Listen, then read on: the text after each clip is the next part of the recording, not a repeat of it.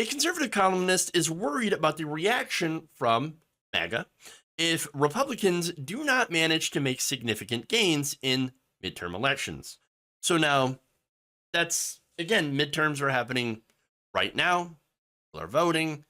And, well, Charlie Sykes, who is a Republican, but he's a never Trump Republican, and let's be honest about that, is wondering, well, what's going to happen if Republicans don't get a red wave? If there is a red mirage, for example. Well, he goes into it in the Bulwark.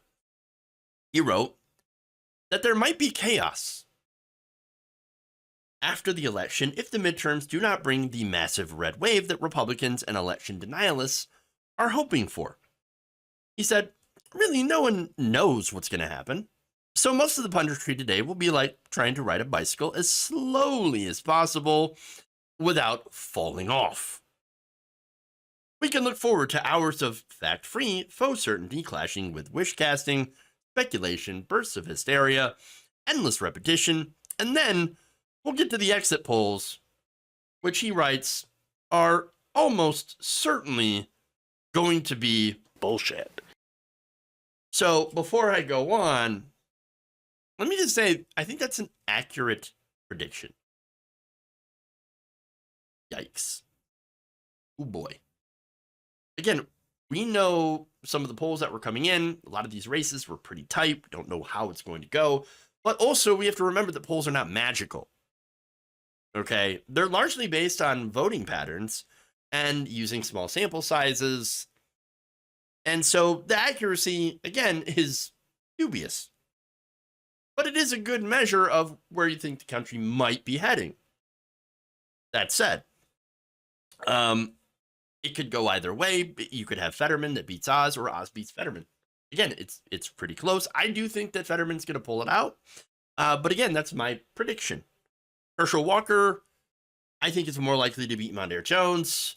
And again, that's just a couple of the races where I think, it is very, very close, or close enough that it could go either way. Now, Republicans also could take the House, or they could lose the Senate, have at least one control. The control over the House is really important because then you can launch investigations, which they planned on.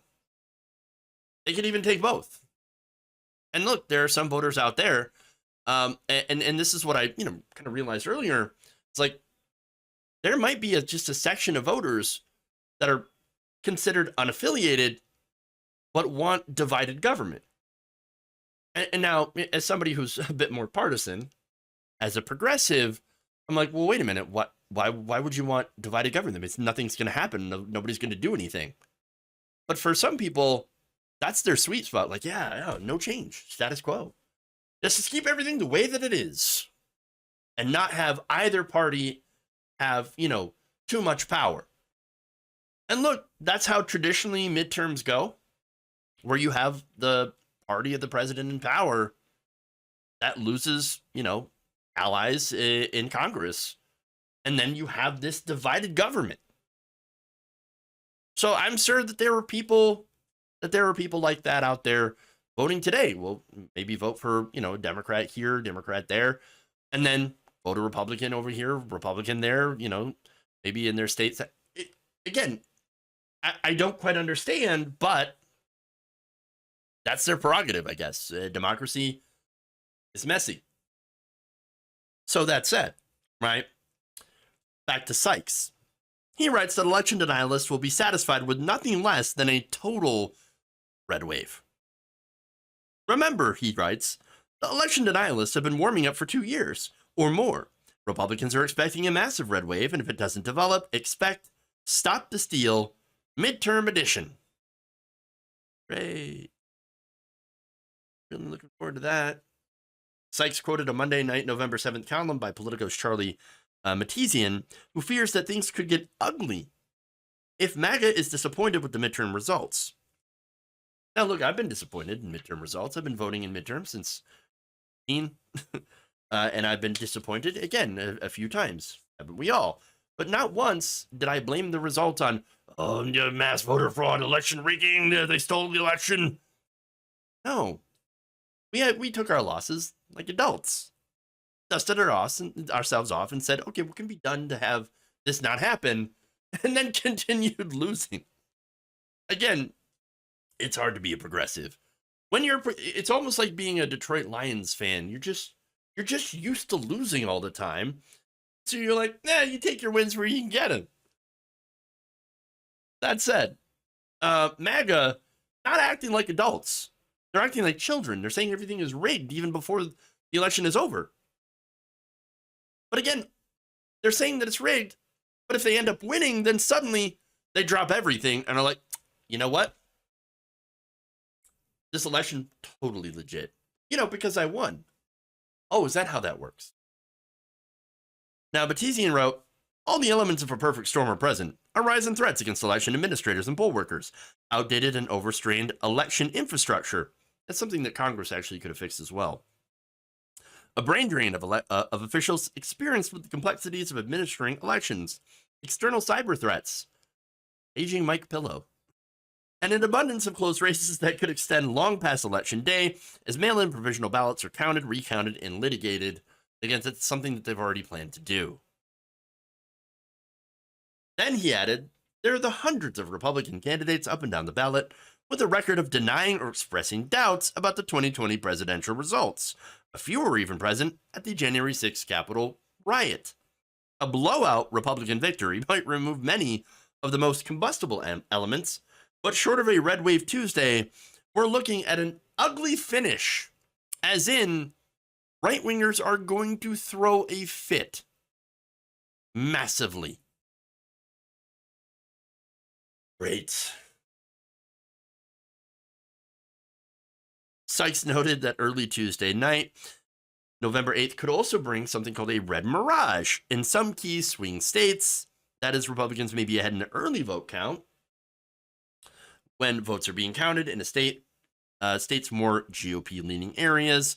He said, because some states, looking at Wisconsin and Pennsylvania, intentionally delay the counting of mail-in votes, there may be a red mirage again, followed by a surge of late-breaking Democratic votes. You know what that means?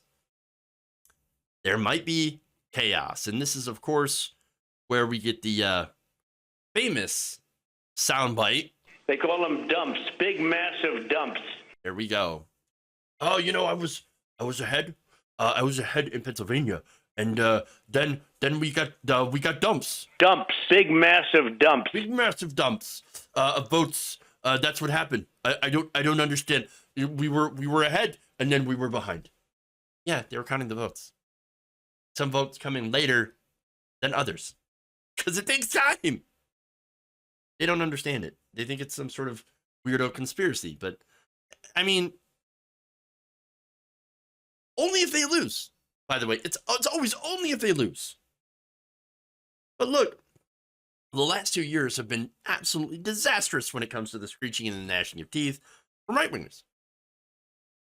See, it's kind of ironic, right? I know the far right likes to use the meme of the woman in 2016 where she's crying and Clinton lost the election. They're still using that meme from 2016. It's insane. And they're like, oh yeah, the liberal tears. The liberal tears.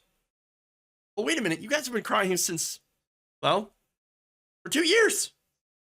And now, unless you get exactly what you want, we can look forward to 2 more years of endless tears, endless crying.